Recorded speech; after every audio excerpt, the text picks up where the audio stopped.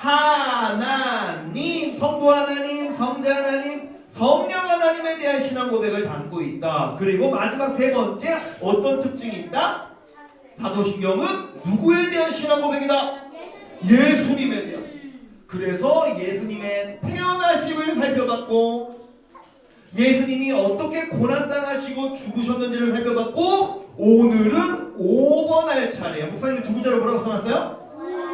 예수님의 부활에 대해 살펴볼 건데 장사한지 읽어보시겠습니다. 시작! 장사한 지 사흘 만에 죽은 자 가운데서 다시 살아나시. 자 보세요.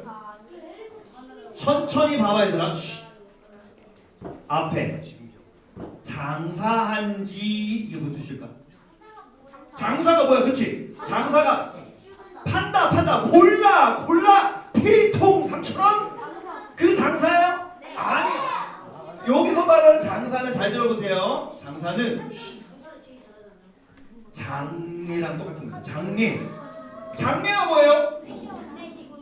사람이 죽으면 그 죽음의 예식을 치르는 게 장례죠.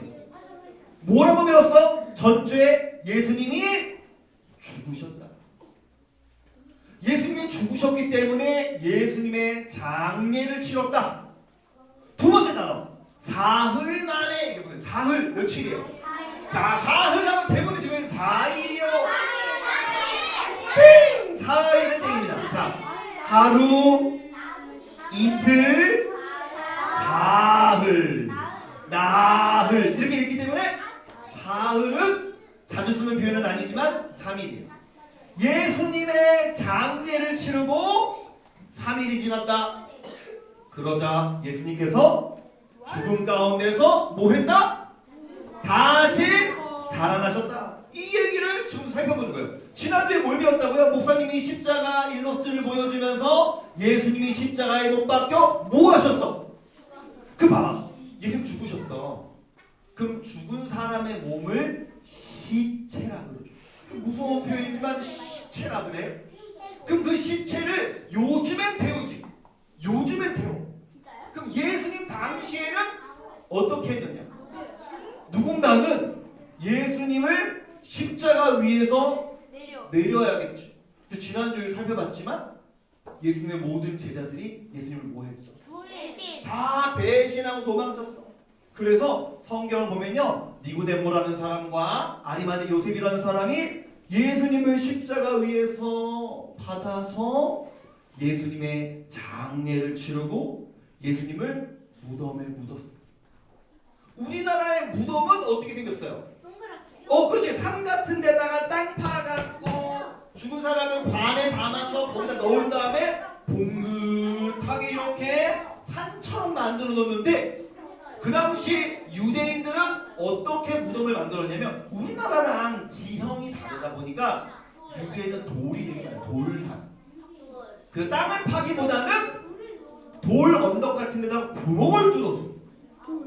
이런 구멍에다가 시체를 넣어놓고 돌로 입구를 막아놓는 형식으로 사람을 묻었어.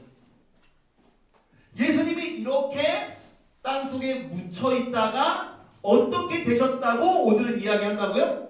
3일 만에 뭐 했어? 예수님이 살아나셨어. 그래서 오늘은 이 예수님이 부활하신 것에 대한 의미가 무엇인가를 두 가지로 살펴보려고 해요. 지지난주에 예수님의 탄생에 대해서 이야기하면서 목사님이 두 가지를 가르쳐준 적이 있는데 여기 한번 같이 읽어볼게요. 시작! 예수님은 하나님이십니다. 예수님은 사람이십니다. 목사님이 뭐라고 말하면서 이걸 가르쳐줬냐면요, 예수님은 엄마와 아빠가 결혼하면서 임신된 아이가 아니었다. 예수님은 하나님의 계획 가운데 성령님의 역사로 임신되신 거예요. 그래서 우리가 신앙고백에서 뭐라고 말하냐면 동정녀 마리아에게 성령으로 잉태하사 동정녀 마리아에게라고 표현하시고, 그럼에도 불구하고 예수님이 사람인 이유는 뭐예요? 아기로 태어나셔서 엄마 젖 먹고 걸음마 하면서 넘어지고 때로는 말썽도 부리고 그러면서 예수님도 잘하신 예수님도 사람이, 예수님께는 이 두 가지가 다 있다. 이걸 모르는 사람이 되게 많아요. 목사님이 설교 PPT를 집에서 준비하고 있는데 목사님 첫째 딸도 소년부인데 옆에서 이렇게 보더니 뭐라고 하냐? 예수님 왜 사람이야? 예수님은 하나님 아니야? 그랬거든요. 우리는 이 두 가지 고백을 동시에 둘 다 하는 사람들이에요. 예수님은 첫 번째로 무엇이다? 하나님이시고 두 번째로 예수님은 무엇이다? 자 보세요. 예수님은 죽으셨어. 사람이니까 죽지.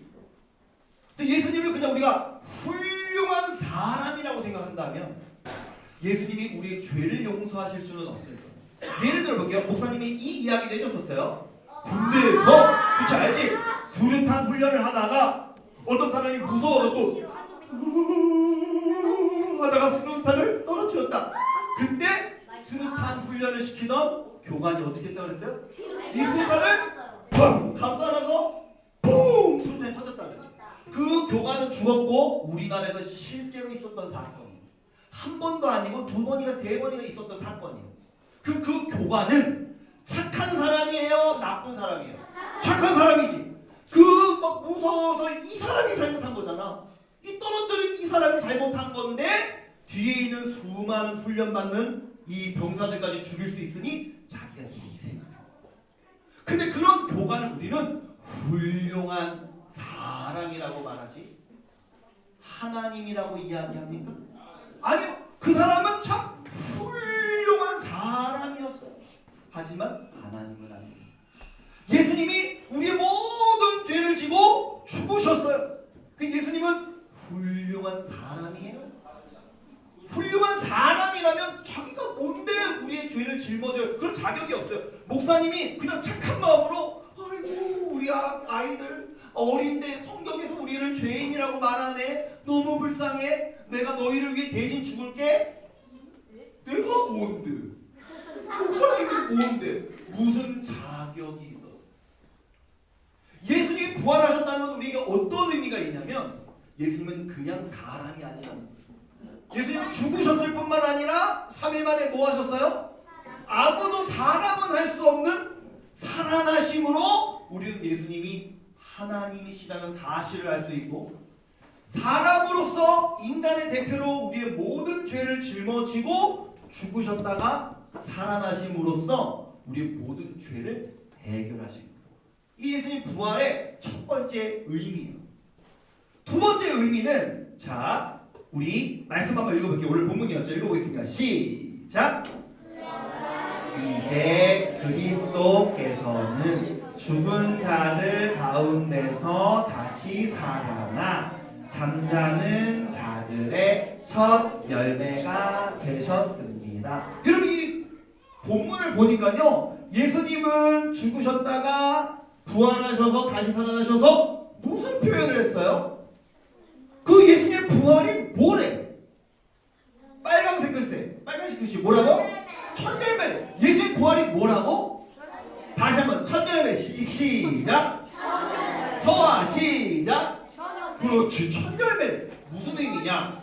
자 여기 나무가 있어요. 나무가 한 그루 있습니다. 근데 이 나무가 무슨 나무일까요? 무슨 나무인지 어떻게 알아? 그 막말하잖아. 소나무, 포도나무 막말하잖아. 모르니까. 자 봐봐. 근데 이 나무가 있는데 갑자기 나무에서 열매가 하나 팡 맺어졌는데 그 열매가 만약에 사과라면 그럼 이 나무는 무슨 나무야? 와 맞아. 그럼 두 번째 열매는 뭐가 맺힐까? 첫 번째 열매 사과가 맺혔더니 두 번째 열매 갑자기 귤 나와? 아니 오 놀랄 일이지. 그러면 사과가 맺혔으면 두 번째 열매도 사과, 세 번째 열매도, 네 번째 열매도, 다섯 번째 열매도, 여섯 번째 열매도, 100번까지 일곱 번째, 여덟 번째, 아홉 번째, 아홉 번째 귤이 나와. 봐봐. 예수님의 부활이 천년 집중. 예수님의 부활이 첫 열매라는 건 예수님을 따라가는 우리는 두 번째 열매로도 뭐가 맺혀? 부활. 세 번째 열매도 뭐가 맺혀? 부활. 네 번째 열매도 뭐가 맺혀? 다섯 번째 열매도? 그 예수님을 따라가며 죽는 모든 사람들은 예수님처럼 뭐 할 거라는 거예요? 부활할 거라는 것을 말해주고 있는 거예요. 목사님이 조금 마지막으로 슬픈 얘기 하나 할게요. 얼마 전에 목사님이랑 엄청 친했던 목사님보다 4살 많은 형이 돌아가셨어요. 그 형은 어떤 형이었냐면 이렇게 목사님이랑 어릴 때부터 교회 같이 다니고 그 다음에 여러분들은 어린이지만 중고등부 거쳐서 대학생이 이제 되면은 그걸 대학부라고 하잖아요. 우리 교회에서 대학부 청년부. 대학부 청년부 때 같이 엄청 신앙생활 열심히 하다가 목사님도 목사가 되고 그 형도 교회를 너무 사랑해서 목사가 됐어요. 그래서 목사님보다 4살이 많았는데 한 교회에 우리 전광진 목사님처럼 담임 목사님이 되셨어요. 담임 목사님이 되신 지 1년 6개월밖에 안 됐는데 교회 행사가 있어서 현수막 달아야겠다 해갖고 목사님이 교회에 높이 올라가서 현수막을 달다가 떨어지셨는데 그 허리가 원래 안 좋으시긴 했었는데 허리를 너무 크게 다치셔갖고 허리 수술을 바로 진행하셨어요. 근데 수술하다가 회복되는 과정에서 심장마비로 돌아가셔요. 그래서 목사님이 주변에서 장례 누가 돌아가셨다는 연락을 종종 받는데 주로 어떤 연락을 받냐면 목사님 주변에 부모님들, 할머니들, 그러니까 나이가 많아서 돌아가신 분들의 연락을 많이 받지 목사님이랑 몇 살 차이 안 나는 사람의 연락을 받은 거는 거의 처음이었어요. 그리고 목사님이랑 너무 친했거든요. 그래서 목사님이 주중에 일하다가 그 연락을 받고 목사님 주변에 있는 사람들한테 그 소식을 알리는데 너무 막 심장이 너무 막 이상한 거야. 막 막막하고 막 먹먹하고 또 목사님도 돌아가셨지만 남겨진 아내와 아이들 생각하니까 목사님 너무 마음이 힘들고 계속 일하다가도 눈물 나고 막 그러는 거야. 운전하다가도 눈물 나고 또 잠을 자면 막 꿈에 나오고 그 다음 날도 꿈에 나오고 그 다음 날도 꿈에 나오고 며칠 동안 그랬거든요. 그러다가 목사님 솔직히 말하면 아직도 마음은 좀 힘든데 예수님 믿는 사람들이 이럴 때 가질 수 있는 한 가지 소망이 뭐냐면 예수님이 부활하신 것처럼 목사님이 너무 사랑하는 그 목사님보다 4살 많은 목사님도 언젠가는 뭐 할 거예요? 부활하고 목사님도 언젠가는 죽겠지만 죽은 다음에 목사님도 언젠가는 뭐 해요? 부활해. 우리는 모두 다 같이 부활해서 천국에서 만날 것임을 우리 믿는 거예요. 그게 기독교인들의 신앙이에요. 우리에게는 예수님 부활이 주는 의미가 2가지 있는데 첫 번째 읽어볼까요? 시작! 구원의 예수님은 그냥 훌륭한 사람이 아니에요. 훌륭한 사람이셨지만 사람이실 뿐만 아니라 죽음에서 부활하신 하나님이세요. 예수님이 하나님이시기 때문에 우리의 모든 죄를 해결하실 수 있었어요. 2번째로 예수님의 부활이 우리에게 어떤 의미가 있어요?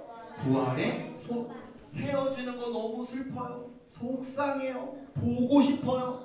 하지만 언젠가는 다시 만날 것이라고 믿기 때문에 이 슬픔을 조금 참고 견딜 수 있는 힘이 생기는 거예요. 우리 친구들이 예수님 안에서 우리가 예수님 부활로 인하여서 우리는 구원받았다라는 확신과 우리는 너무 사랑하는 사람들과 언젠가는 헤어질 수도 있지만 분명히 다시 만날 것이라는 그 소망도 같이 소유하는 우리 예본이들 되길 소망합니다.